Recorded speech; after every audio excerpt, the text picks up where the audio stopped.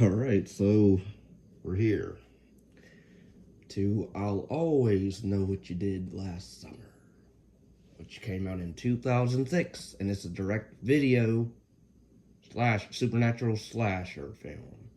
Directed by Sullivan White, who did. I like Stomp the Yard. He did that movie. I actually liked that movie with Chris Brown at the beginning, and then he dies. Sucks.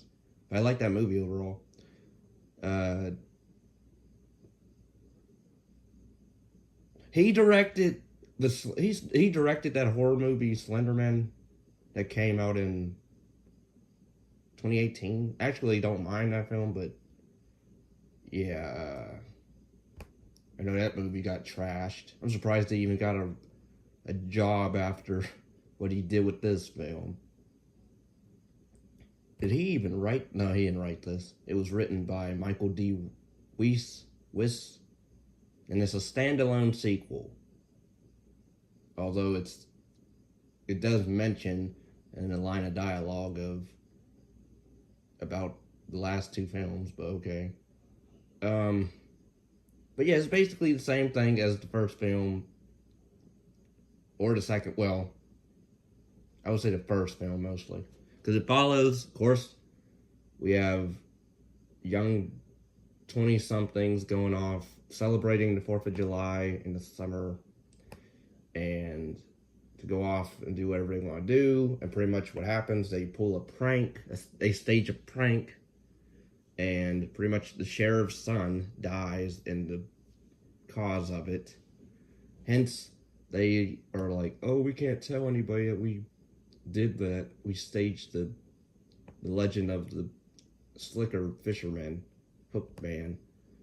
And so they decide to, hold this secret until 1 year later when stuff starts to happen where, oh, I got a note where it says somebody knows what we did. And so pretty much the movie tries to, it does the same thing as the first film, except not even, I would say the first film's way better because at least, it's sort of somewhat dealt with trauma of the characters, or anyway, they seem more interesting than these people because these people you don't know much about anybody except the Amber character who's the lead, the blonde or the main blonde, because I think there's another blonde in this, and pretty much she's in a relationship with some dude in the group, the douchebag of the group. He dies later on, of course, in a cool death scene, decent. I will say the kills in this overall, while the first two films didn't have any good kills really, except for maybe one in the first film, this one at least they do try to do practical, blood and effects. But pretty much it's a boring whodunit, but we already know what's going on. But then again, it does the supernatural thing where, oh, it's not an actual person, it's a ghost. And I guess it's the ghost of Ben Willis from the first two films. I guess but again, even the movie doesn't explain how or why he is back. I don't even think this town is the same town from the first two films either. I could be wrong. This movie takes place over 4 days. And the editing in this is just schizophrenic. I mean, it does a lot of these flashes, fast cuts, as if it's trying to be a Saw film, which I'm not a fan of those films, but at least, the kills in her are way better. And the continuity, at least those films have better continuity than this film. And then the movie wants to make Ben Willis as if he's Jason or Freddy Krueger because he can haunt people in their dreams apparently too in this, which stupid. Characters die in stupid ways. One girl literally runs off. Somehow she got lost in this building away from two of the other characters. So then she's running farther away from them, and somehow they don't hear her scream from above them because they're down from her. But whatever. Pretty much, it's the movie. It's if you've seen the first film, you saw this. So I don't even know why. I'm not going to try to go on that long with this because it was a boring film. Again, the only character you really know about maybe is Zoe or Zoe. I don't mind her, the music in this somewhat. I didn't like her song. I didn't like her rock singing or whatever you want to call it.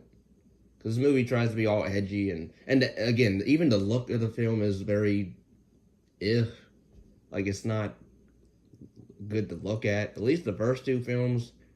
I know I keep harping on the first two films, but again, this one tries to be, it wants to think it's better than it because it's supernatural and we have gore in our film. It's like, yeah, but I don't really care about anybody. I mean, you just don't. And somehow, I guess Amber is able to attack the fisherman because she has the hook of, I guess, their prank from a year prior that caused the death of the sheriff's son that they used to scare him, I guess. And I guess that hook is able to hurt the fisherman, but even though he's a ghost, because there's like black liquid that shoots out of him when he gets stabbed or hooked. I'm like, why? And they don't explain that except, oh, it hurts him. But how and why does it hurt him? Even a wood, I think it's a wood chipper, meat cutter, meat chipper, whatever, wood chipper. He gets sucked into this machine thing at the end, and somehow that kills him, but not really kills him, it weakens him. Because in the last shot, spoilers, is he shows up on the highway right behind our final girl, and then off screen, she screams, he kills her, and the movie ends. So it's a dumb movie to begin with, and acting is nothing good. I mean, I'm not one to, act or actor shame, really, but a lot of these people cannot act. Even the woman that plays Zoe, Terry or Tori DeVito, who plays in Pretty Little Liars, the series, the actual good one, I think she's Melissa, she's Spencer's sister. And she was okay in this, and also the one guy, the douchebag ex-boyfriend, I forget whatever movie he starred in. He played in another movie. Oh, I think it was one of the Final Destination films. I believe. I could be wrong. But,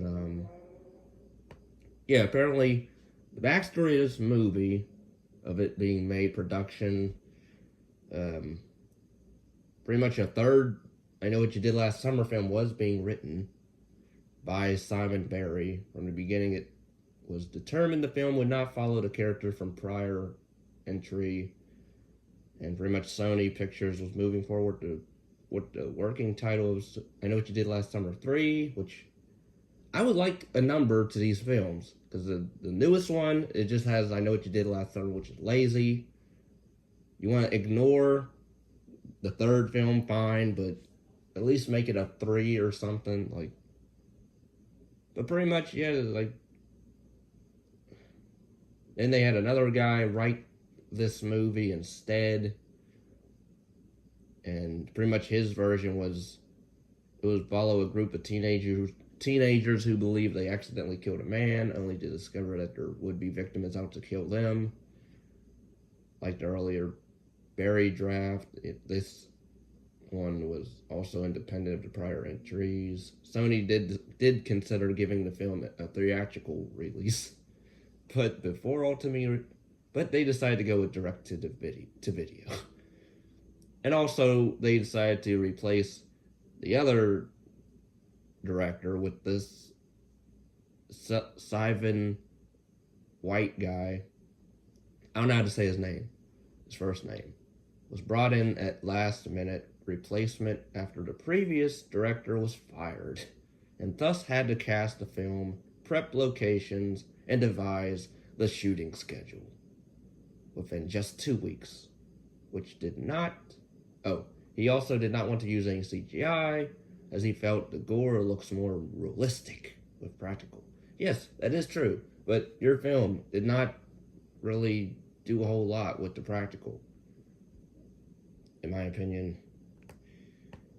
And yeah, this movie killed the franchise. If the second film was, a downer in terms of box office and interest, this third film killed the whole franchise. It nailed it and put it in the coffin and buried it.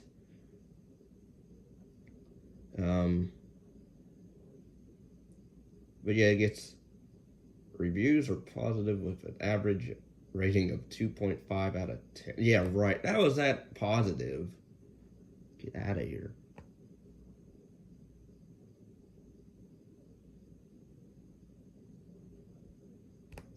So yeah, overall, this movie sucked balls. I don't know what to say other than it sucked balls. The acting's horrible, to not believable. The editing is horrible. The look of the film, cinematography wise, terrible. I mean, it even gets grainy in shots or in scenes. I was like, why did you do that? Did you not notice that? It doesn't even try to build tension either with it, with the film. Granted, again, the look of the killer I already said in the previous 3 films that I reviewed. I'm not a fan, I'll just say that. But yeah, this movie, horrible. Just horrible.